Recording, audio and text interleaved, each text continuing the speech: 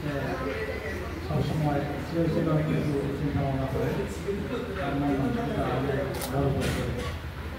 এটা তোমরা বুঝতে পারো, নতুবা স্কুল থেকে এখানে এসে তোমাদের বিদায় অনুষ্ঠানটা শুরু হলো এবং বন্ধুত্ব তারা অনেক আমি এরকম করি না। এরা তোমাদের মানে মানসিক একটা প্রশস্তির জন্য তোমাদের মনোবলটা যাতে ঠান্ডা থাকে, মনোবলটা যাতে ভালো থাকে, পরীক্ষাতে যাতে তোমরা ভালো করতে দিবে সে একটা ব্যতিক্রমী উদ্যোগ নিয়েছে। এই সুন্দর ব্যতিক্রমী উদ্যোগের জন্য সংস্থকে অশেষ ধন্যবাদ। সায়েন্স যখন প্রথম থেকে শুরু করেছিল সেদিনও আমি ছিলাম, সাথে আরও দুজন ছিল। আর এখন তো শেষের দিকে যেহেতু সে বিদেশ যাওয়ার জন্য প্রস্তুতি নিতেছে, ডক্টরটা ছেড়ে গেছে। তো পরীক্ষা যেহেতু অনেক কষ্ট করেছে, তোমাদের ফলাফল অপেক্ষা করতেছে। তো এক্সাম আসলে শুধু পরিশ্রম করলে হবে না, একটা স্ট্র্যাটেজি ব্যবস্থা আছে, এক্সাম স্ট্র্যাটেজি। পরীক্ষাতে তোমরা অনেকটা স্ট্র্যাটেজি হতে হবে, অনেক টেকনিক্যাল ভাবে। যে তোমরা টেকনিক্যাল স্কুলে পড়ো, এটা টেকনিক্যাল অনেক রাস্তার আছে, শুধু পরিশ্রম করলে হবে না, তোমাদের অনেক পারদর্শী হতে হবে, অনেক কৌশল অবলম্বন করে পরীক্ষা দিতে হবে। তো পরীক্ষা 10 তারিখ থেকে শুরু হতে যাচ্ছে সারা বাংলাদেশে। অনেক রিমান্ড করা হচ্ছে পরীক্ষা পিছাবে বা বাতিলের জন্য বা কমানোর জন্য, এগুলা হবে না, এটা সম্ভব না। এটা বিশেষ কারণ হলো একটা মাস নিতে চাইছে, ওই যে রমজান সামনে রাখি, আর ওই যে বাংলাদেশের যে বিপ্লব হয়েছিল বিপ্লবের জন্য সময় দেওয়া হয়েছে আর কি। নতুন পরীক্ষা ফেব্রুয়ারিতে শুরু হয়। তো পরীক্ষার সম্বন্ধে তোমাদের যেহেতু আমি শিক্ষক, পরীক্ষা তোমরা নতুন করে দিতে চাচ্ছ, 10 বছর পরে তোমরা একটা মানে পাবলিক পরীক্ষা দিতে চাচ্ছ। তোমাদের এই পরীক্ষার উপরে ডিপেন্ড করবে তোমরা পরবর্তীতে কী পড়তে যাচ্ছ, কোথায় পড়তে যাচ্ছ। পরীক্ষাটা সুন্দরভাবে দেওয়ার চেষ্টা করবে। তো পরীক্ষা তো শুরু হবে 10টার দিকে। তো তোমাদের পরামর্শ হলো যে পরীক্ষা হলে তোমরা 9:30টার ভিতরে যাতে বুঝতে পারো, সেই জন্য প্রস্তুতি নিয়ে তোমরা রওনা দেবে। যাদের বাড়ির পাশে তো তারা রিক্সা বা হেঁটেও যেতে পারো, আর যারা দূরে তারা একটু আগে রওনা দেবে। তো এই বছর যেহেতু পরীক্ষাটা 1 মাস পিছিয়ে হচ্ছে, তো মেঘ বৃষ্টির দিন এবং এমন হচ্ছে যে প্রাকৃতিক দুর্যোগ হওয়ার একটু সম্ভাবনা আছে। তো তোমরা টর্চ লাইট, নিজেদের টর্চ লাইট প্রত্যেকেই রাখার চেষ্টা করো, মোমবাতি টর্চ লাইট রাখবে। এখানে হঠাৎ করে ইলেকট্রিসিটি চলে যেতে পারে, ঘূর্ণিঝড় আসলেও ইলেকট্রিসিটি চলে যেতে পারে। তো তোমাদের পরীক্ষার জন্য আলাদা কোনো সময় দেওয়া হবে না, অতিরিক্ত কোনো সুযোগ সুবিধাও দেওয়া হবে না। 10 মিনিটের মধ্যে নষ্ট হয়, এটা তোমাদের জীবন থেকে 10 মিনিট চলে গেলে। এই জন্য তোমরা টর্চ লাইট রাখবে সবসময়। এই যে চার্জের টর্চ লাইট অথবা ইলেকট্রিক চার্জার বা এমনি ডিভাইস তোমার চার্জে রাখো, যাতে পরীক্ষা ইলেকট্রিসিটি অশান্তি নেই, তোমাদের লাইট ব্যবহার করে তোমাদের লেখা তোমরা চালিয়ে দিতে হবে। এই বিষয়ে তোমাদের তারা কোনো সময় কিছু বলবে না। আর পরীক্ষার হলে তো বড় রুমে 2 জন শিক্ষক থাকবেন, সাধারণত ছোট রুমে 1 জন থাকবেন। 30 জনের ভিতরে যদি হয় বা 30 জন থেকে তাদের সাথে কোনো সময় মানে বেয়াদবি করার চেষ্টা করবে না, কারণ স্যার 3 ঘন্টার মধ্যে স্যার হচ্ছে এই রুমের দায়িত্বে আছেন। তো স্যার যদি কোনো ধরনের কষ্ট পান, তোমার যদি 2 মিনিট সময় স্যার নষ্ট হয়, তোমার জীবন থেকে 2 মিনিট, শুধু পরীক্ষা থেকে, মানে এই জীবনে আর 2 মিনিট তুমি ফেরত পাবে না।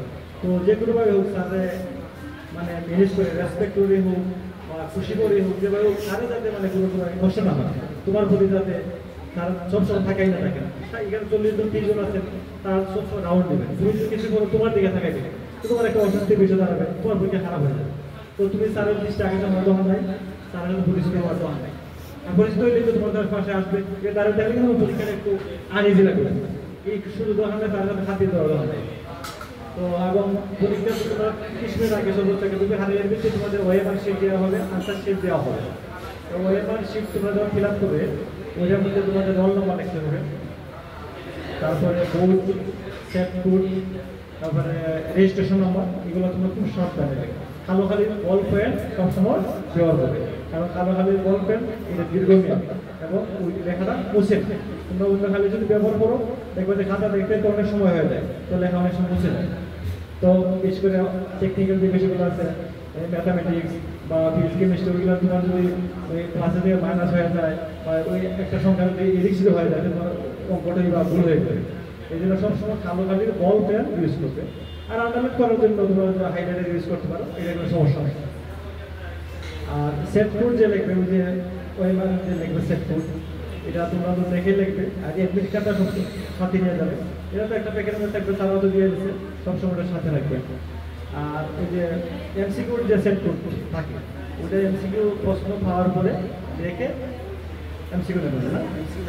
আচ্ছা, তাহলে মানে শেষের মতোগুলো তোমরা যদি অজান্তে ভুল হয়ে যায় তারপরে স্যারকে জানিয়ে নেবে এবং স্যারে এটা নোট করে নেবে। স্যার যদি নোট করে নিয়ে দেয় তাহলে তোমাদের সমস্যা হবে না।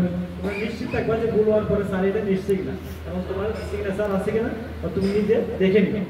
যদি স্যারে লিখে নিয়ে তারপরে এটা বোর্ডে পাঠিয়ে দিই এবং তোমাদের যাতে রেজাল্টের কোনো সমস্যা না হয় বোর্ড কর্তৃপক্ষ এটা উদ্যোগ দেবে, সমস্যা হবে না। তুমি নিশ্চিত থাকবা ভুল হইলে স্যারকে জানাইবা, ভুল হয়েছে স্যারা দেখছে না, সমস্যা নাই, না পায় তো এটা তোমার ক্ষতি হচ্ছে, স্যারা কিচ্ছু হবে না।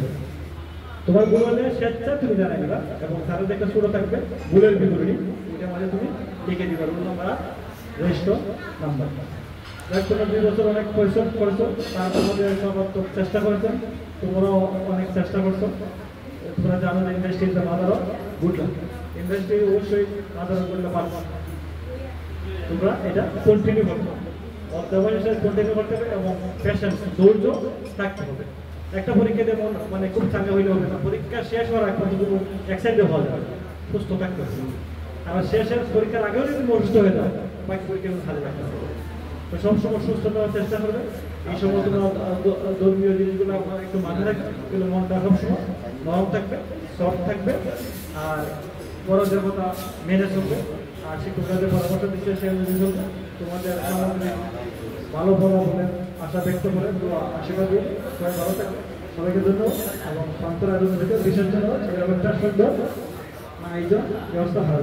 ধন্যবাদ সবাইকে, ভালো থাকবে, সুস্থ থাকবে।